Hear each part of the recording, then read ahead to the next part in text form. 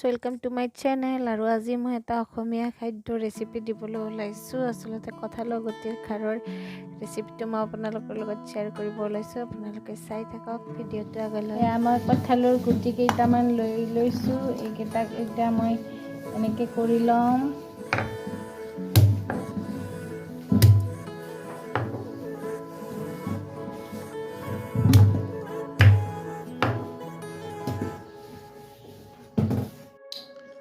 মই গুটিখিনি এনেদৰে শিলবাটাতে খুন্দি ল'লোঁ।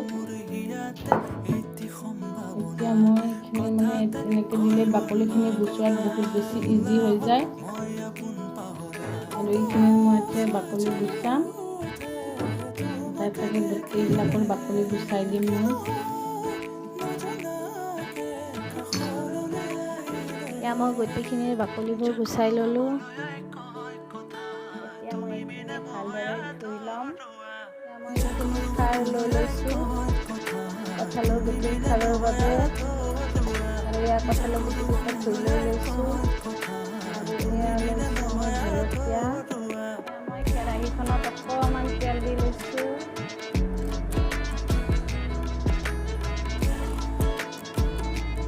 কেৰাহীখনত মই অকণমান তেল দিছোঁ আৰু এইখিনি অকণমান গৰম হ'ব দি দিছোঁ।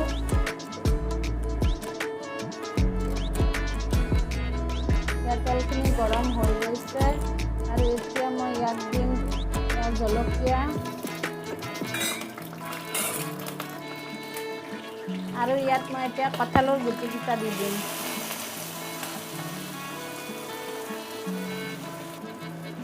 আৰু এইখিনি মই এনেদৰে অকণমান টাইম ভাজি থাকিম।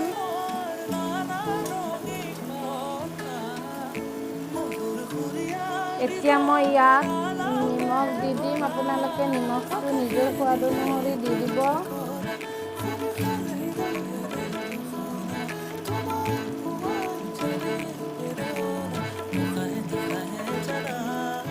আৰু এইখিনি মই লাৰি দিম।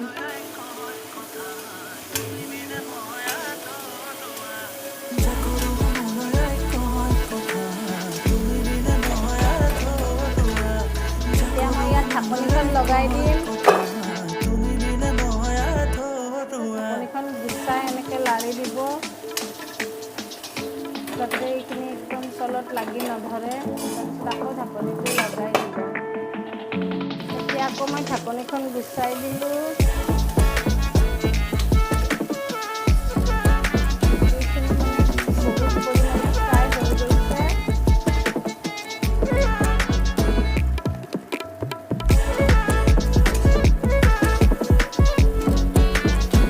এতিয়া মই ইয়াত খাৰখিনি দি দিম।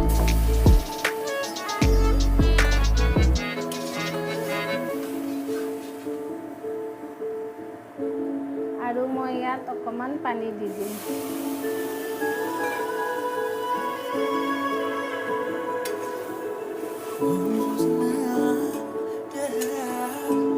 আৰু মই কিছু সময়ৰ কাৰণে ঢাকনিটো আকৌ লগাই দিম। কঁঠালৰ খাৰখনৰ পানীখিনি নাইকিয়া হৈ গৈছে, অকণমানহে আছে ইয়াত। আৰু এতিয়া মই গেছটো অফ কৰি দিম।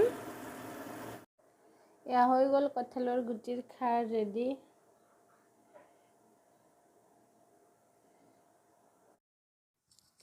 আপোনালোকে যদি ভিডিঅ'টো চাই ভাল লাগিছে, ভিডিঅ'টো লাইক কৰিব, চেনেলটো ছাবস্ক্ৰাইব কৰিবলৈ নাপাহৰিব। থেংকছ ফৰ ৱাচিং। Bye bye.